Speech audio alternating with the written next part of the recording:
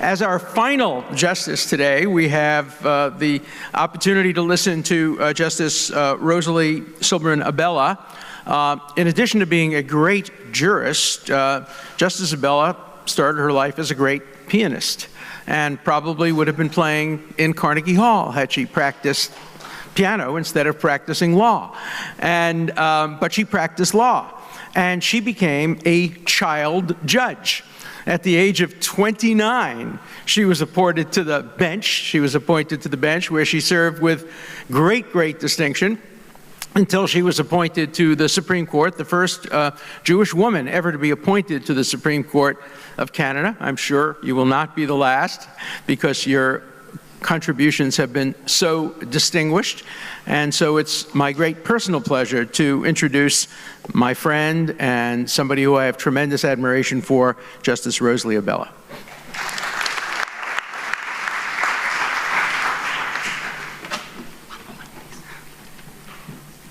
You noticed? Yeah.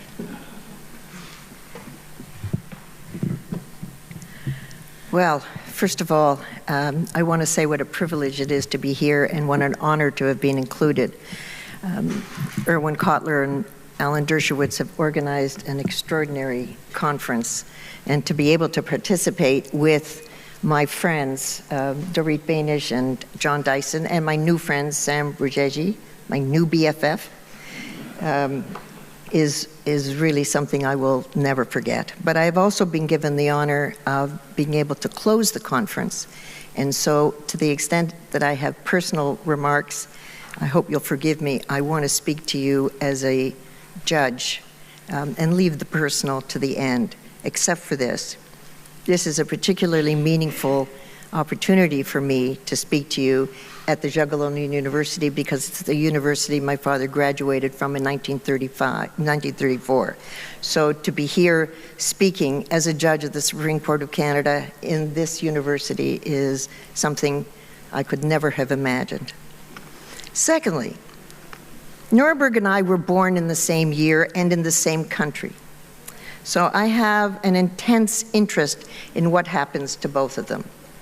And looking at the theme of this conference from the perspective of a Canadian judge who has the great good luck to live in a vibrant democracy with a robust system of rights, a strong independent judiciary, there are certain themes that emerge from the discussions that we've heard this morning and even this afternoon that I want to touch on from 10,000 feet.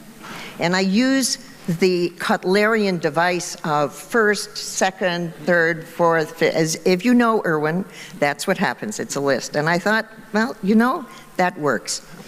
And what does it come to? About half a dozen concepts that I think really play a prominent role in what we're thinking about today.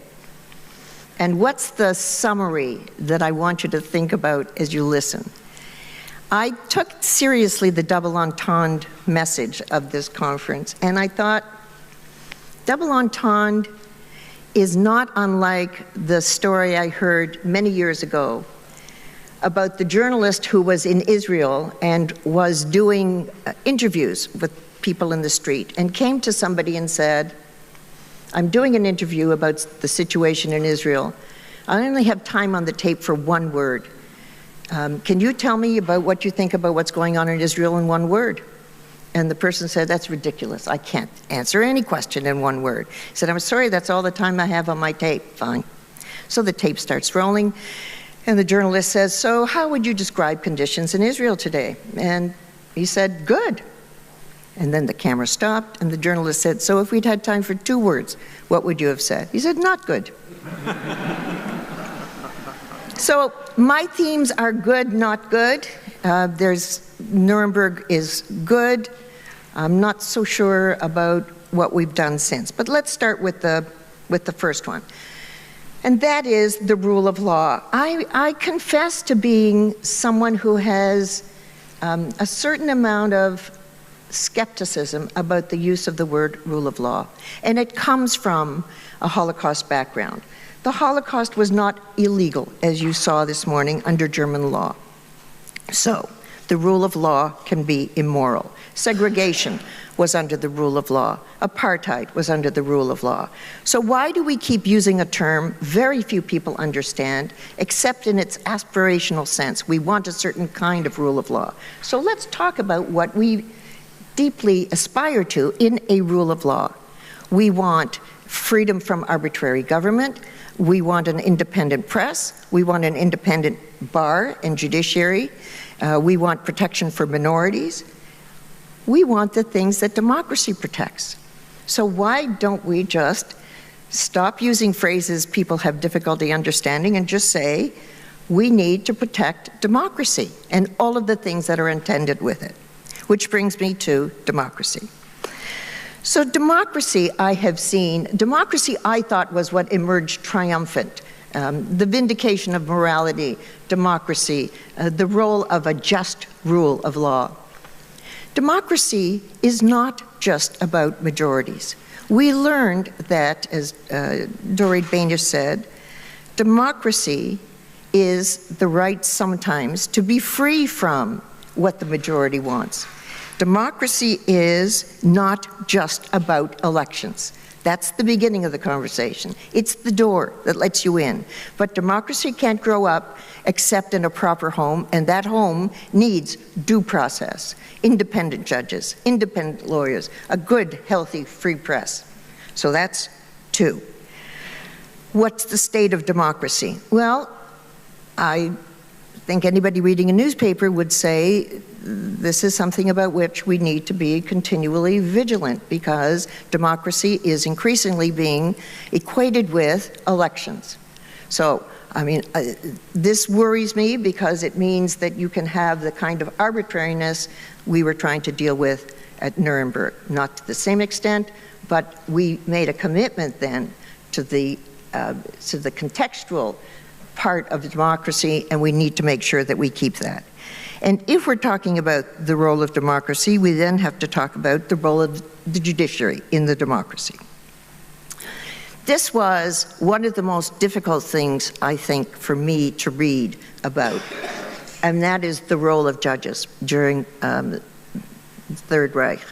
Ingo Müller wrote an excellent book called Hitler's Justice, The Courts of the Third Reich. And the judges were complicit with their technical interpretations in imposing the laws without any sense of the morality of the laws.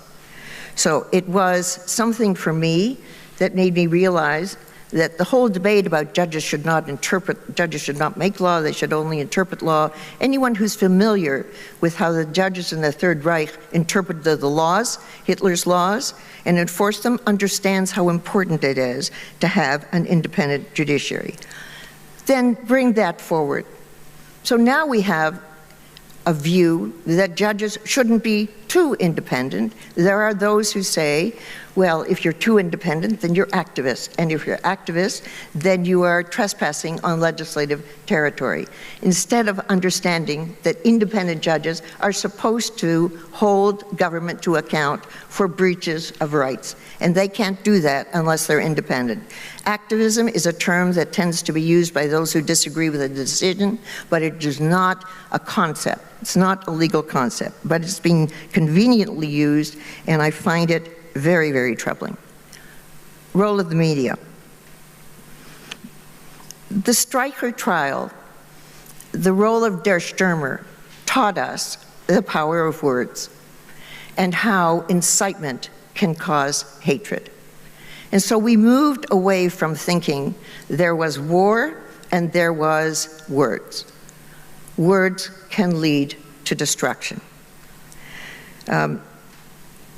But you know, it has come to where we have seen freedom of expression so flexibly that we don't understand. We have forgotten, in a way, the harm that can be caused by some words. And the collision between freedom of expression and freedom from discrimination isn't something we've yet worked out.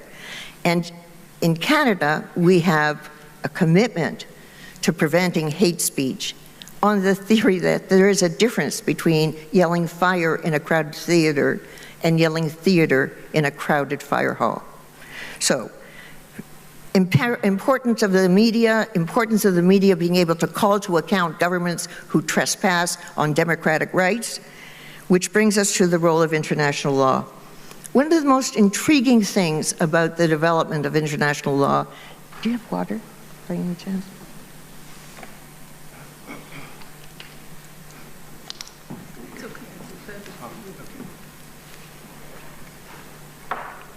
It was fascinating to read about the way international law was almost in a state of stagnation when the Allies were trying to figure out what to do when the war ended with the perpetrators of the war. Was there such a thing as a war of aggression, a war against peace? Could we really prosecute for war crimes? We've never done anything like holding a state accountable for crimes it commits against its own citizens. And it was the kind of discussion that I think is the biggest problem for international law. Nobody seems to know what it was. You had on the one hand people like Lauterpacht, Telford Taylor, Robert Jackson, Bernays, the man who came up with the idea of these trials, who said, we have to have some accountability. Whether international law said it before, it certainly said there shouldn't be crimes, and it's outrageous not to prosecute people for these crimes. They won the day at Nuremberg. We now have, and that's how international law develops. So it was the flowering of international law because it had been so unclear, what does customary international law mean? What is jus cogens? What is a peremptory norm, something that nobody can derogate from? But here we are, all these years later, 70 years later, and what are we listening to? Debates about whether certain crimes, certain events, certain behavior violates the rules of customary international law, instead of appreciating that it is like the common law, it grows, and the judiciary has to do its part to bring international law in line with current and modern realities. Which brings me to the role of enforcement. One of the major problems with international law is the lack of enforcement. An American scholar once said, the road to hell has been paved with good conventions. We have all kinds of rhetoric. We have all kinds of laws. We have no enforcement mechanisms. If you take a moment to compare international law, human rights law, with international trade law, it's quite breathtaking. In 1994, the Marrakesh Agreement set up the World Trade Organization. It has an enforcement mechanism. It's very hard to join WTO. There is compliance with international trade law. Compare that, and that's something that just took place 21 years ago. Compare that with international human rights law, which is still struggling for enforcement mechanisms from the global community. So where does all of this take us? Rule of law, role of democracy, role of independent media, role of the judiciary, role of international law, role of enforcement. It means we have to go back to what we started with and the commitment we made at Nuremberg. We understood then that justice is the application of law to life, and that means democracy. Without democracy, there aren't any rights. Without any rights, there's no justice, and without justice, there's no hope. Thank you. Thank you so much.